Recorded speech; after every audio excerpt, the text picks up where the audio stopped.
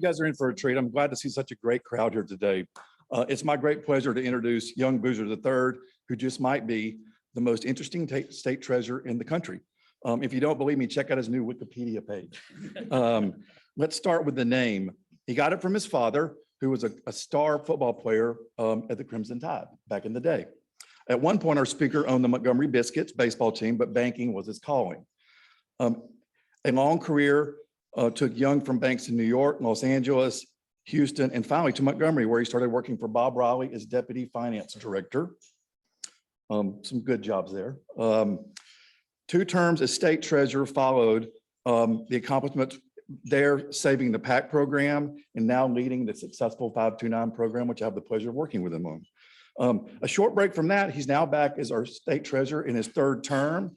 And with him around, I think our state assets are very safe. I will start by saying, I have one question at the beginning. Does Montgomery Rotary serve ice cream at every meal? They do. Okay. Welcome, young Boozer.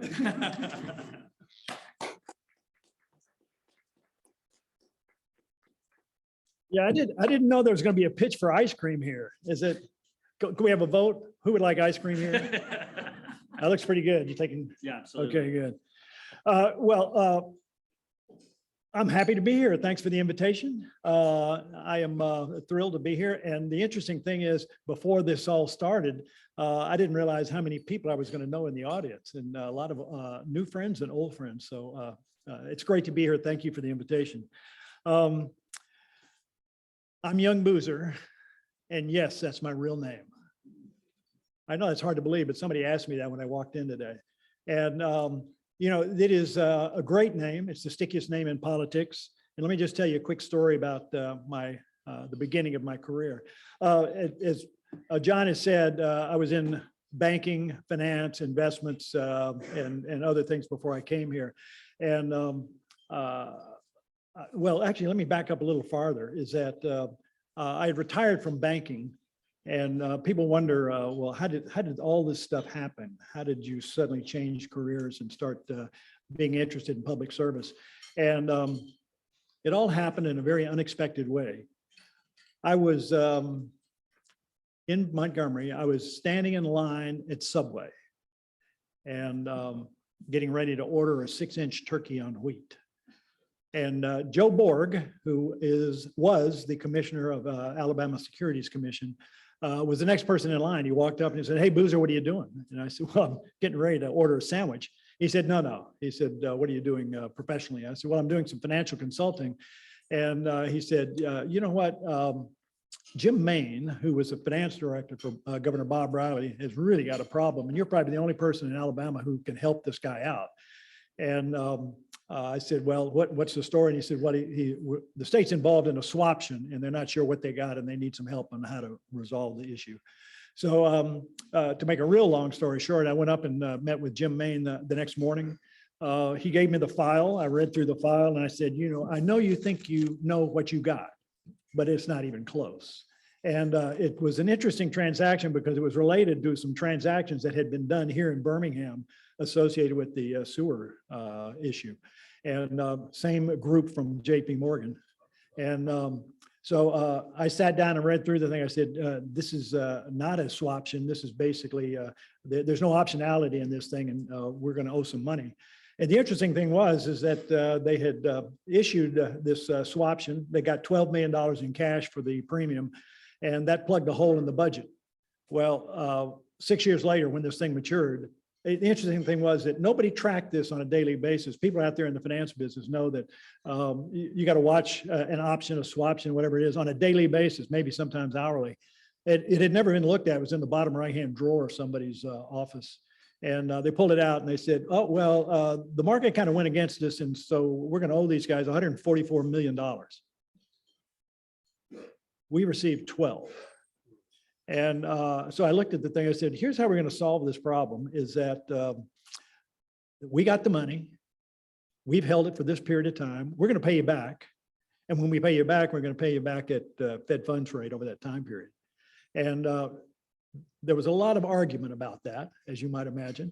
And I told, and we couldn't quite get it resolved, but we did get them sued in Montgomery, and we thought with the little hometown jury, we might have a chance at this thing. And we got to December of 2018, and it was the last month that Governor Riley was going to be in the office for the full month. I said, as a former banker, I know that bankers look at their balance sheet, look at their income statement at the end of the year in December, and they say, okay, where we made some good money and where we made some bad decisions, and let's maybe write off some of the stuff at the very end of the year. Well, that's the advice I gave to Governor Riley. And I also told him, make sure you tell him that there's going to be a new governor on January the 19th. Well, strangely enough, they settled, and they settled for principal plus Fed funds interest over that time period. So I saved the state about $124 million. And the people around the Capitol said, hey, Boozer, you've got some skills. Maybe you'd be interested in running for election and running for treasurer, because it was going to be open because Kay Ivey was turned out. So I said, I'd never thought about this. I was more than satisfied with the career that I'd had, but I saw that it was an opportunity that was a once in a lifetime thing. And I talked to a lot of people about whether I should do this or not. And a good friend of mine, Bob Callahan, was in Mobile, in Baldwin County. And I went down to see him and I said, what do you think? Do you think I ought to run for this? And we had a chat, and he said, Boozer, look behind you. And I looked behind me, and there was a plaque on the wall. And he said, read that and take that advice. And it was a quote from Teddy Roosevelt. And you probably heard about the man in the arena, right? Well, there's an excerpt of that was on this wall. Far better it is to dare mighty things, to win glorious triumphs, even though checkered by failure, than to rank among those poor spirits who neither enjoy nor suffer much because they know not the thrill of victory or the agony of defeat. I had that memorized by the time I got back to Montgomery. And that sort of set this whole thing in motion. But it wasn't the thing that tipped me over. What tipped me over was an email I got from somebody who said, Young, you ought to run for treasurer, and here are the reasons. And they were all good reasons, but I got down the bottom of the email, and you know how some people on an email, they have a standard saying at the bottom, have a good day. He had a standard statement at the bottom. And that statement was, all that is necessary for the triumph of evil is that good men do nothing. Now, I would like to consider myself a good man. And I realized that this was my opportunity to do what I could do to help the state. And what it was the PAC program. The PAC program was a financial train wreck. And I was the person who had taken a look at it for Governor Riley and sort of suggested some of the things that could be done. And when I had the opportunity to sort of see who the field was for the treasurer's office, I said, I think I'm the only person in this group who's going to be able to fix this thing. I got elected and I fixed it in 5 months. Now, when I went out and started running for office, I said, my personal philosophy has always been, and it will be as the treasurer of the state of Alabama, do the right thing, do it the right way, and do it right away. So in applying that to what was happening in the PAC program, they put in $548 million to save it. It wasn't enough. It's going to cost about $1 billion. And I knew that, and we knew we had to restructure it. So we did the right thing. We did it the right way. And we tried to do it right away. So we had it fixed in 5 months. We were ready to take the whole thing over and work it the way it was going to work. But 44,000 accounts. There were 2 people who appealed the decision of the court to the Supreme Court. Took 22 additional months to get that through. So I learned a lesson about government, is that in the private sector, things move a lot faster. In government, they move slower. And I get that. Everybody has an opportunity to speak. And I'm willing to listen to anybody who wants to talk. And that's how we got this thing resolved. I'm happy to say that we had a meeting this last May of the board. And the PAC plan is in good shape. We are now, once again, paying full tuition at all colleges and universities in the state. And it will last all the way to the end, 2032. And we'll probably even have a surplus that will go back to the Education Trust Fund. So it has worked out incredibly well. And this is my favorite time of year when parents and grandparents come up to me and they say, Young, thank you for what you did for the PAC plan. I have a new graduate in my family. That makes this whole thing worthwhile. So, but going back to my first election, and maybe some of you have seen this, as I said earlier, my name is about the stickiest there is, and name recognition is incredibly important in politics. I got a real boost in April of 2010. I'd been up in Fort Payne. It was a Monday. I'd been campaigning all weekend. I drove back late from Fort Payne on Monday, got home at 10 o'clock. I'm tired. I said, I'm going to bed. So I took my phone and I just put it next to the bed and went to sleep. At 10:48, the phone rang. I reached over and I turned it off and I thought to myself, I'll return that tomorrow.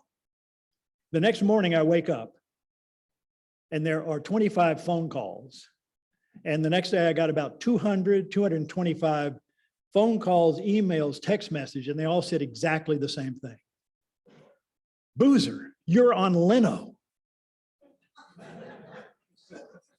Anybody see that? I usually get a couple of hands.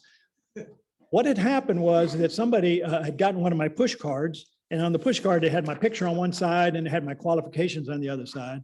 And Jay Leno had this shtick that he did on Monday nights, and it always went off at 10:45. And it was called Headlines. And it was crazy headlines throughout the country, and he would make fun of all of these crazy headlines. Well, ladies and gentlemen, I'm the first one up. And there is my picture on national television. And Jay Leno holds it up like this, and he kind of looks into the camera, and he basically says, I know this man is qualified, but this is the worst name in politics. It was the best thing that could ever have happened to me, right? I never would have been able to get a commercial on his show, and I certainly wouldn't have been able to afford it. And it created a buzz that was just absolutely incredible. I also I was on Paul Feinbaum, 5 o'clock one Friday during the campaign. And I learned a lesson from that, is that every man in Alabama listens to Paul Feinbaum, and half of the women. Because wherever I went, people would say, I heard you on Feinbaum, or I saw you on Leno. So it created a stir. And I will say, so when I ran that first campaign, the campaign slogan was Young Boozer, funny name, serious leadership. And it worked out really well. I always would go tell people, I said, here's an opportunity, a unique opportunity that you have as a voter is to vote for somebody who actually knows what the hell he's doing. And it has worked out well. So we have done well with the PAC program.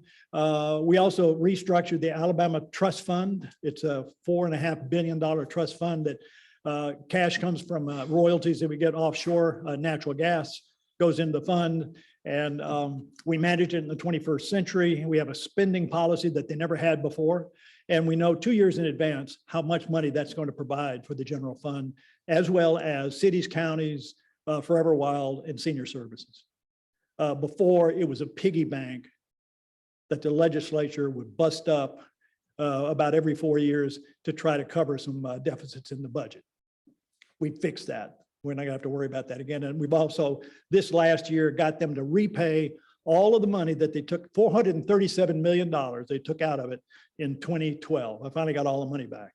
So we are running it differently than it has been in the past. And I want to shout out to Rich Beelan, who was on that board for a long time. And he was a cornerstone for common sense and proper management. Good man. So that is, now, that was that first campaign. When I ran for re-election, I was unopposed, but I had to have a slogan. And that slogan was Young Boozer, another round.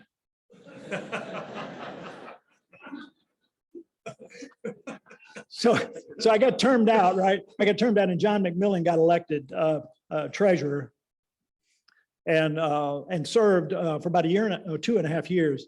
But then he got the job as a commissioner of Alabama medical cannabis. So he goes out to sell dope, and I come back in as a boozer. I got appointed back in by the governor. That was great. I love that. But it also put me in a position to be able to run again. So I ran last fall, and the campaign slogan, I had to have a new one. The campaign slogan was Young Boozer, last call. And I should have brought the koozies. I got a stack of those things. If you want one, come by the Capitol, get one. And this is great. Look, I love this job. I'm having so much fun doing this. It is, it's just the greatest thing ever. I love this job. If I run again, I've thought about this. Young boozer, one for the road.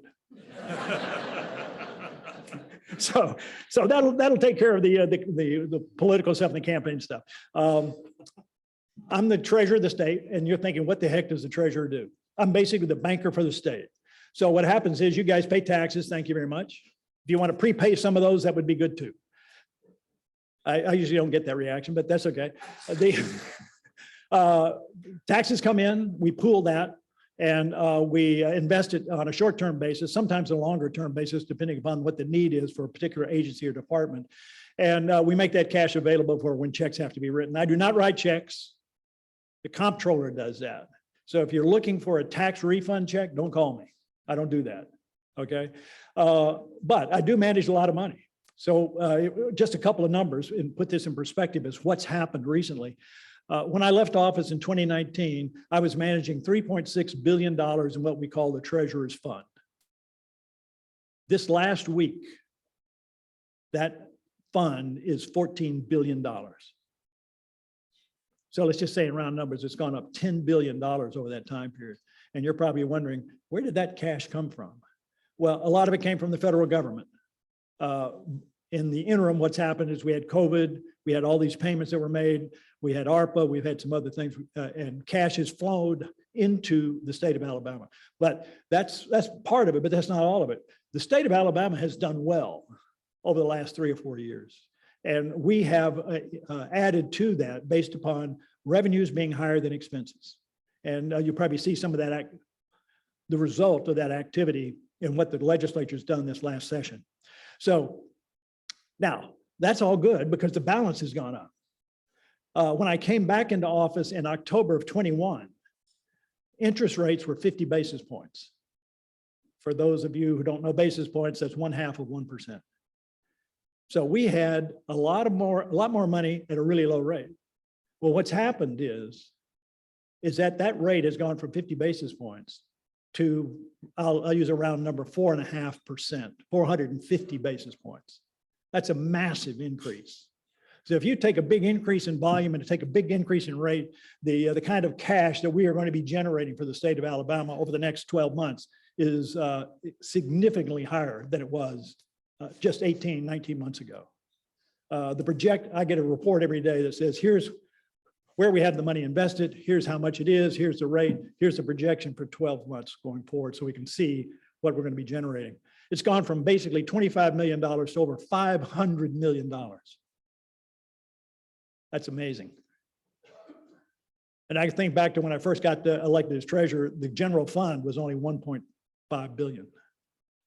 So things have changed and we have we've taken the opportunity to be, in our world, we use the word SLY when we make investments, safety, liquidity, yield, in that order. So we have made safe investments. They have been liquid, not like Silicon Valley Bank. And we have taken advantage of the increase in yield. And that's why we've got a really good shop. We've done some prudent but aggressive investments for the benefit of the state of Alabama. So here is what I would like to, so that's what we do, manage money. And we do it for a lot of departments, a lot of accounts. But also one of the things that we do that I didn't do in the private sector that is the most fun job I have. Okay, how many people, show of hands, how many people have claimed unclaimed property? All right, nothing gives us more satisfaction than reuniting people with their own money. Everybody smiles when they get the check. So we have $1.1 billion in unclaimed property. It represents about 9 million individual claims. If you do the math, it's about $125 a pop. Some are real small. I've got some in the list that are like $1 or 59 cents. But just this last month, we sent somebody $3.3 million. You kind of wonder, how did they lose track of that? I'm not getting into that though. So here's what I like to do. If you can get access to the internet, and a lot of people say when the speaker gets up here, shut down your phones. I don't say turn them off. If you can get onto the internet, let's get to the treasurer's website. And I want to see if anybody in this crowd has got unclaimed property. Now, this crowd is so big, I am pretty much assured that somebody is going to hit on unclaimed property. And here it is. Do this exactly. Treasury.alabama, spelled out, .gov. Alabama. Oh, no, let me start over. Treasury.alabama.gov. Now, before I came here today, I checked on the Kiwanis Club and you don't have anything, okay? Now, there was a guy by the name, unfortunately, I know, I usually show up at one of these things. Well, I did a Kiwanis Club up in Jacksonville not too long ago, and it was $500. And, you know, pretty much after that, nobody paid attention. But there's a John Montgomery in Birmingham, and there are actually a couple of John Montgomerys in Birmingham that have unclaimed property. And so I couldn't identify if it was exactly you, but you need to check. So who's hit yet? Okay. Very good. Look, people raising their hand. This is great. I'm paying for my trip. Okay, this is great. So unclaimed property. Now, here's the thing: is that this we receive hundreds of millions of dollars a year, and we pay out probably about 30 to 40% of that. So this the fund is building, and we want you to check it on a regular basis, because what happens is the people who hold the money have to send it to us between November the 1st and January the 1st. So it gets updated every year. And so it could be, you don't have anything now, but shortly you will. And so I say, here's how you remember to check, is that everybody's got a birthday, right? Okay, everybody's got, everybody, I usually ask for a show of hands, but I know how this turns out. Okay, everybody's got a birthday. On your birthday, I want you to wake up and the first thing you do, go to treasury.alabama.gov and see if you've got money. And if you do, that's your present. I want to give you a birthday present. That'll be great. So what else do we do? I mentioned earlier about the Alabama Trust Fund. It's Alabama's most important financial asset. It was being rated on a regular basis. Arthur Orr and I got together back in 2012 and said, we got to stop this and we got to build it and rebuild it for the 21st century, which we have. And it has worked out great. And we manage Forever Wild's money as well as cities and counties. I'll say a little bit about our college savings programs. I mentioned about the PAC. It has been a struggle over all these years, but we have done exactly what we said we were going to do. When I got in politics, I said, I'm not going to be one of those guys that kicks the can down the road. If we got a way to fix something, we're going to fix it, whether or not I've only got 3 more years left in office, right? A lot of things just get punted on. We fixed it. It's working the way that we expected. The other thing is we have a College Counts 529 plan, and Bix works with us on that to promote it and market it. It is doing very well. We have about $2.2 billion in assets for people saving for college. It's one of the best in the country. It's very well run, and we've got a great board that oversees it. And if you got a child or a grandchild who is thinking about going to college and you need to save, this is the way to do it. No question about it. It's tax benefits, $5,000 for deduction for singles, and for filing jointly, it's $10,000 on an annual basis. So it's got some great tax advantages. Also, there's no tax on the growth or the income if it's used for qualified education expenses. So it's a great deal. It's a great way to save.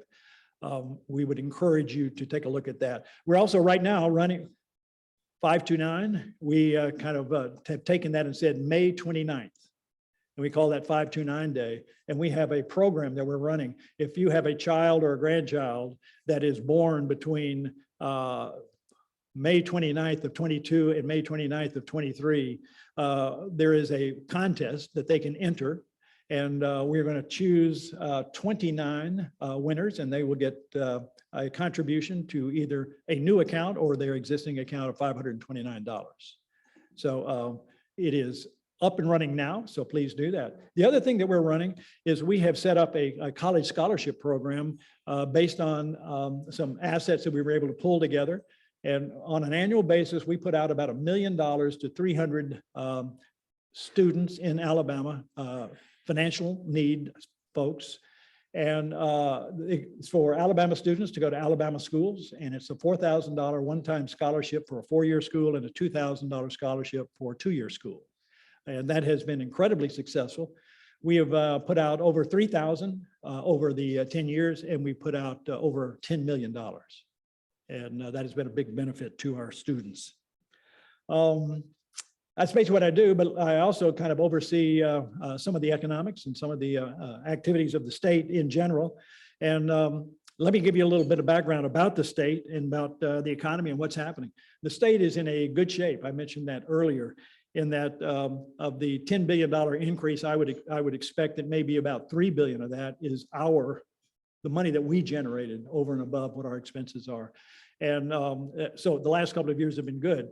And you're seeing that by increased expenses. The Education Trust Fund is now $9 billion, and the general fund is $3 billion.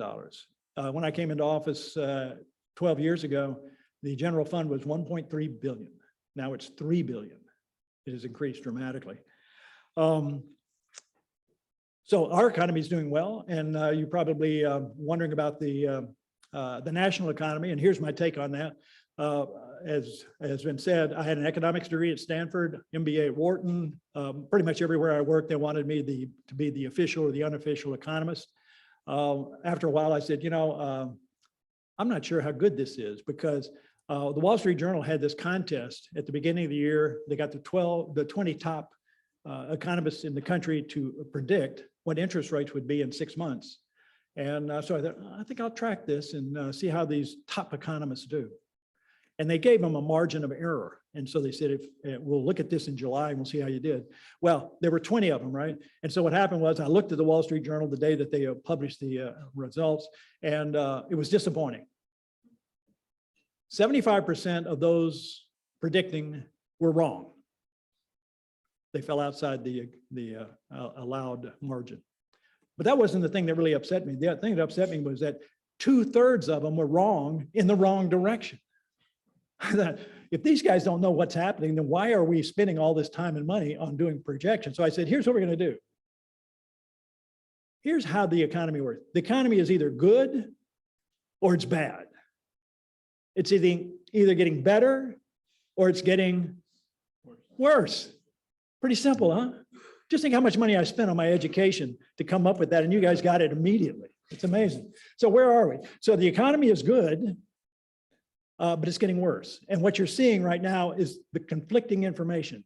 Like last week, employment numbers came out and they were great. And I thought, well, gosh, the economy is good, right? But then you look at inflation, you say, well, that's bad, right? So we're getting conflicting numbers, right?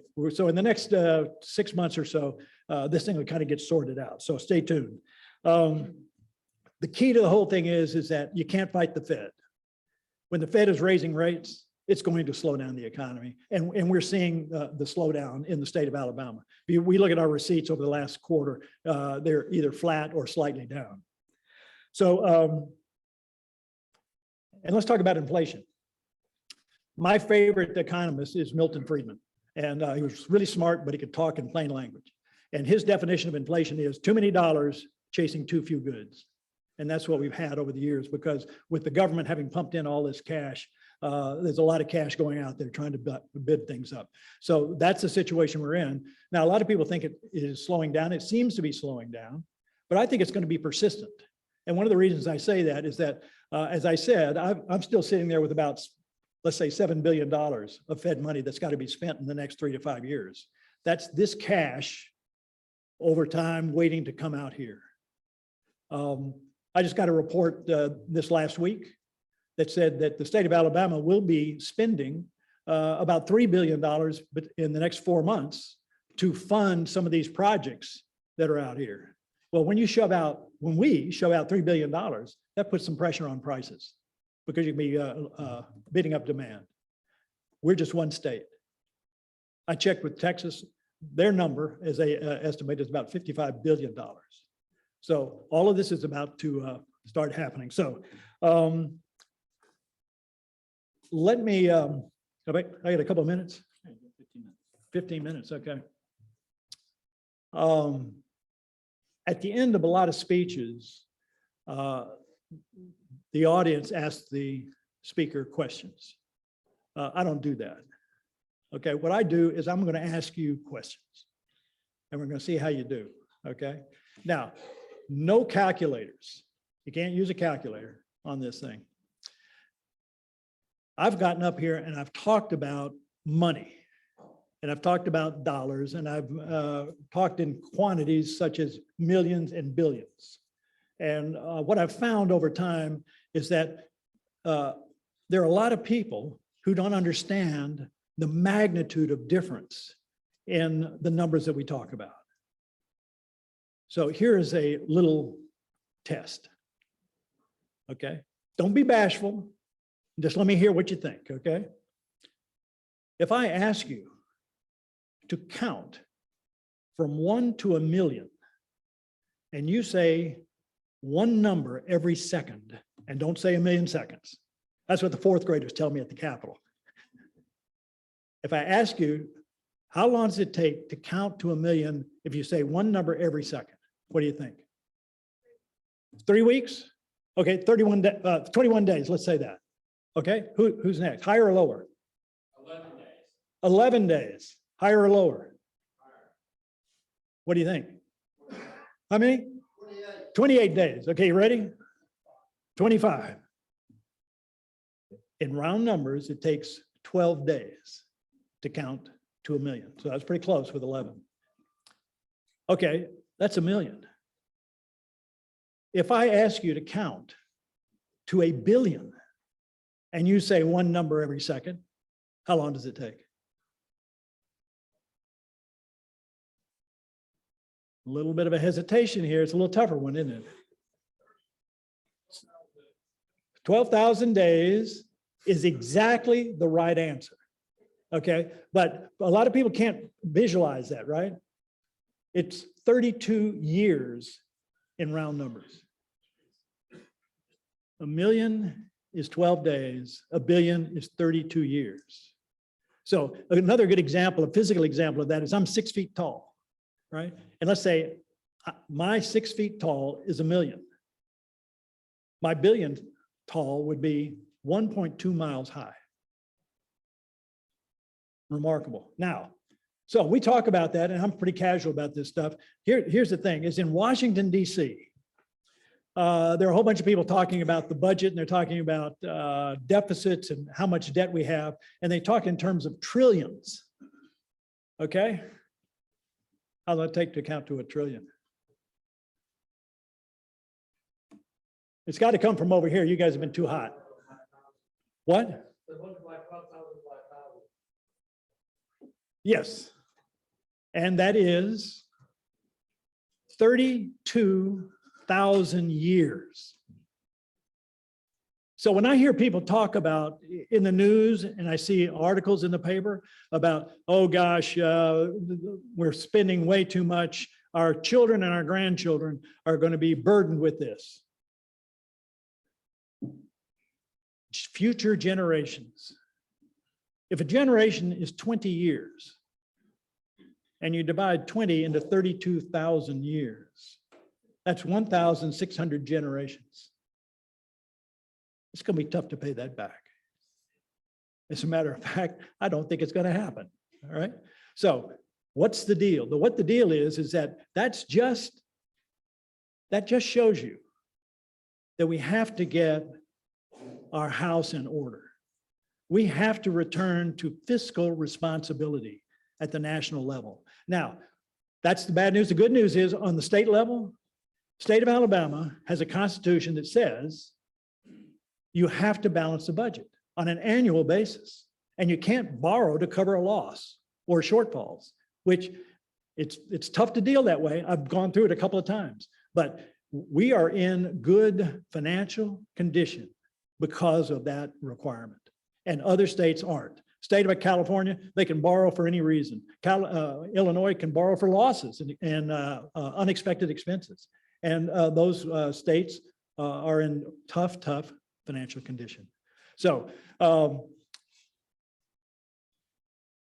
be proud of where we are in the state of Alabama, be proud of the structure that we have to work with. And I would say also be proud of the people that we've got down there right now running the place. So with that, I guess maybe I should take questions if there are any. Yes, sir. The Dutch Act is requiring clawback from states and public. What is that? What are we faced with the government clawing back on unspent COVID? Yeah, and I've been worried about that for a while. The moment I heard that, and when the people said clawbacks, and we're sitting there with this kind of money, I went and said, okay, what kind of money do we have? And is it susceptible to clawback? And it's not. But others, if you have COVID, first tranche COVID, and it is unallocated, then you have a potential of having it clawed back. We are not in that condition. Yeah, because that's scary. What else? Yes, sir. My pleasure. Trying to figure out how to ask this question.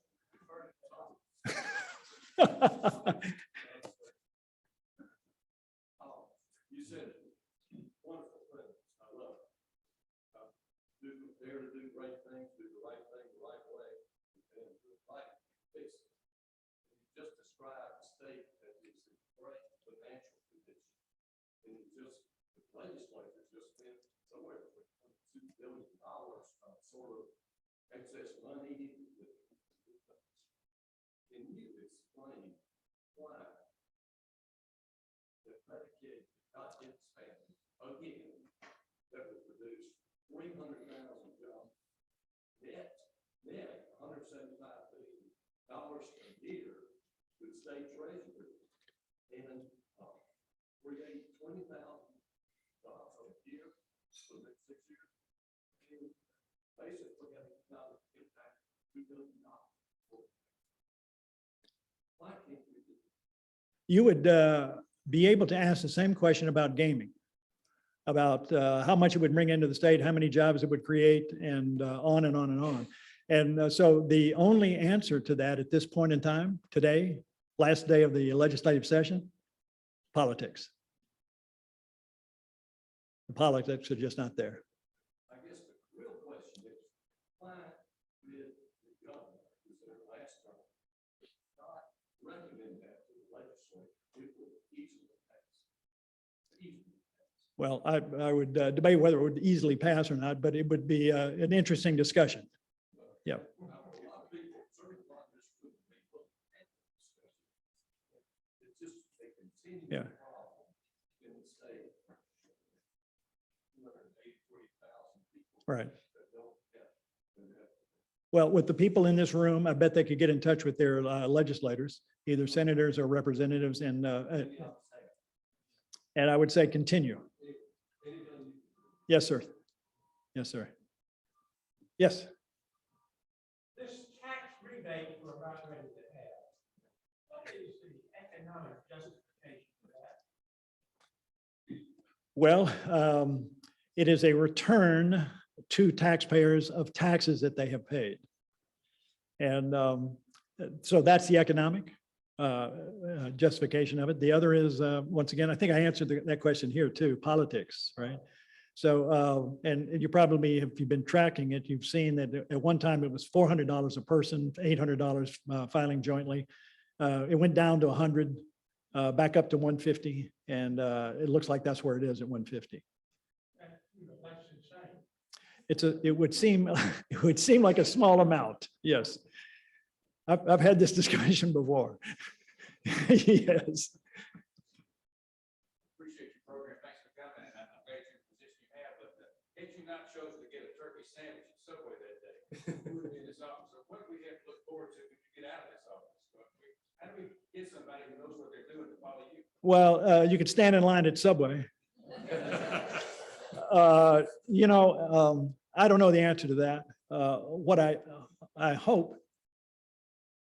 So here's I haven't really shared this, but when I got into this thing, I thought, if I get into this thing, what do I want to get out of it? And what I wanted to get out of it was to be the treasurer and fix everything in the treasurer's office so that it operated the 21st century, so that the next treasurer, all they'd have to do was to hit cruise control. But you got to keep moving, and you got to keep current, and you got to keep working towards that. So that was the number one thing, is to fix everything. The second thing was, I wanted to show good people. And whatever that definition is, I kind of think maybe I might be one, but don't hold me to it, right? I want good people to know that they can run for office, because here's what I've learned, is that bad people say bad things about good people to either keep them out or get them out. And I hope to be able to get to the end of my career with the kind of record that I want to have, and show the next person or persons who are interested in this job that that's the example that they should be following. Thank you. Thank you. One more. Oh, somebody stood up.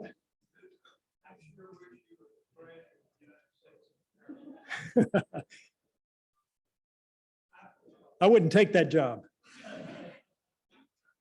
Our government owes 30-some-odd trillion dollars. Now, I borrowed money from the bank to buy a home. I paid the bank back. I'm in debt. Right? So if you say, who do you owe? I say, I owe the bank. We owe 34 trillion dollars.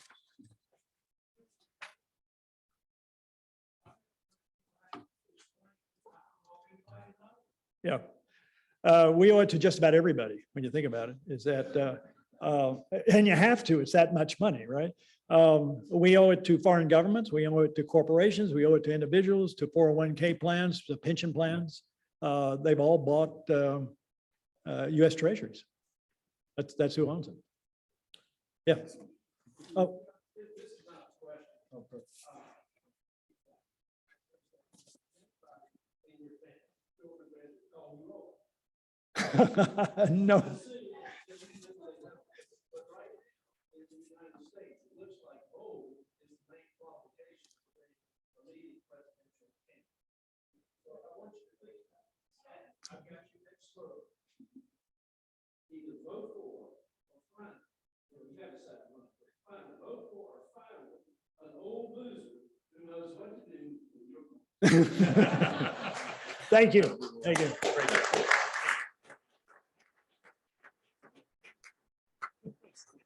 Listen, anytime you can have it was like a game show. He's asked us trivia questions. He's given away money. That's a terrific presentation. Thank you, Young, for joining us today. Thanks, John, for inviting Young to join us today.